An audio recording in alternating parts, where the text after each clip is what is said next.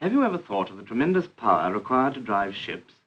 Power to drive them through gales and storms to Australia or China, Russia or South America?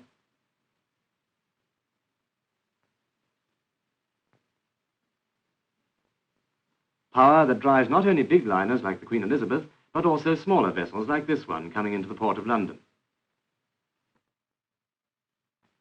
In a turbine-driven ship, the power comes from steam just as in a railway engine. But there are no pistons or cylinders, none of the to and fro movement of connecting rods and cranks as on the locomotive. All you can see in the engine room of a turbine-driven ship are several long, squat casings. These are the turbines or rotary steam engines, frequently used in cases where very great power or very great speed is required. The idea of a rotary steam engine is a very old one. Hero of Alexandria designed one nearly 2,000 years ago.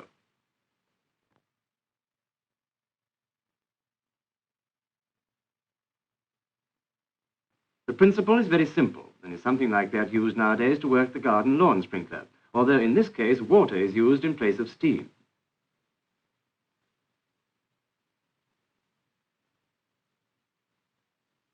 Nothing much, however, came of Hero's idea until it was revived in the 17th century by an Italian named Branca. His method was to arrange a jet of steam so that it revolved a vaned wheel, very much like a modern water wheel.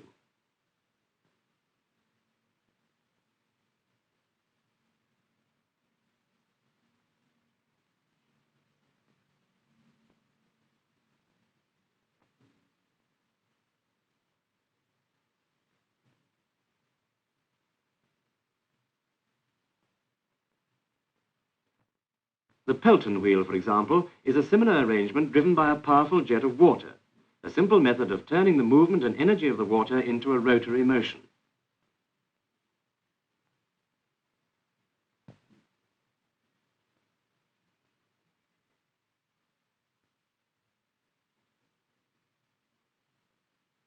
By improving on these simple ideas, Charles Parsons in 1884 built the first really efficient turbine. And he succeeded because his design was cleverly arranged to extract the last ounce of energy from the steam. At first, Parsons tried making a simple turbine rather like the one of Branca, but he very soon realized that the steam was not being efficiently used, that it still retained much of its energy after leaving the blades of the wheel. He hit on the idea of using this surplus energy to drive a second wheel and perhaps a third and fourth.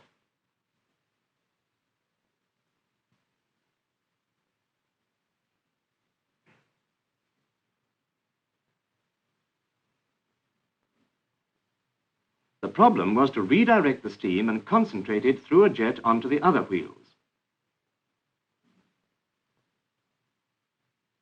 This is how Parsons solved the problem.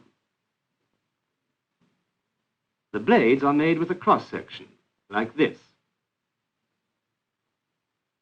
The steam jets are arranged on the side of the wheel so that the steam enters from one side, impinges on the blades, and drives the wheel around.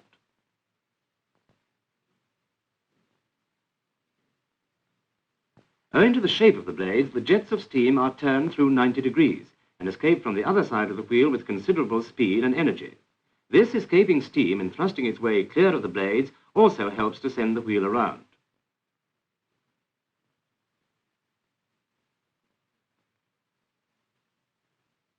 Rather like the water in the lawn sprinkler. The next stage is to redirect the steam so that it will be able to drive the second wheel. This is done by a set of fixed blades attached to the casing of the turbine, which are similar in cross-section to the blades on the wheel, and deflect the steam again through 90 degrees so that it impinges on the blades of the second wheel at the same angle as on the first wheel. In the actual turbine, this arrangement is repeated through many rows of moving and fixed blades to ensure that the best possible use of the energy of the steam is made. You can see how the Parsons turbine combines the ideas of Hero and Branca. Here we have the moving blades, here the fixed blades. In this way, the energy of the steam is used to the best possible advantage.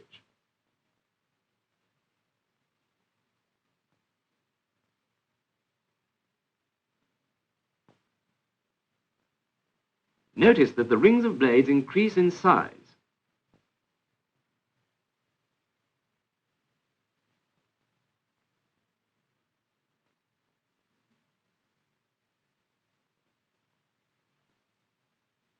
and that the space between the rotor and the casing increases.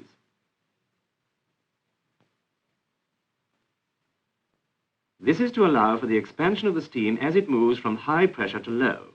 High pressure here, low pressure here.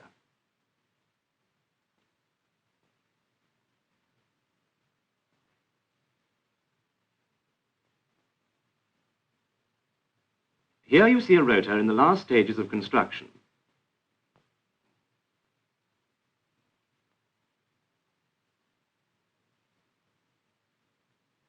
The expansion of steam happens at great speed, and the rotor has to be very accurately and strongly constructed to stand up to the high speeds of revolution obtained.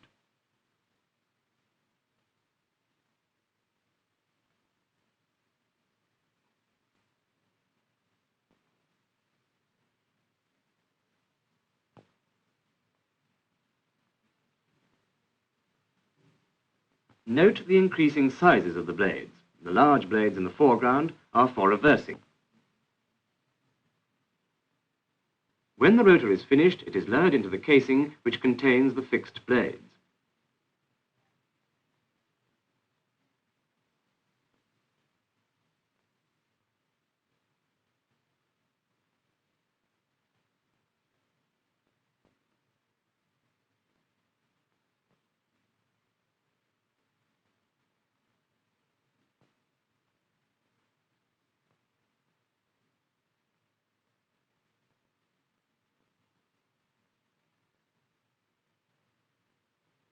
The top half of the casing is lowered onto the turbine.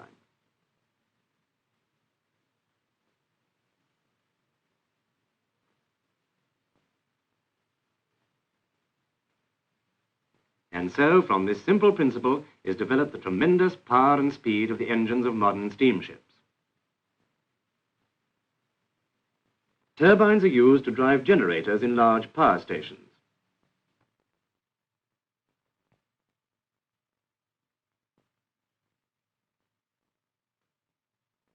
And are installed in many ships of the Navy to give them their great speed.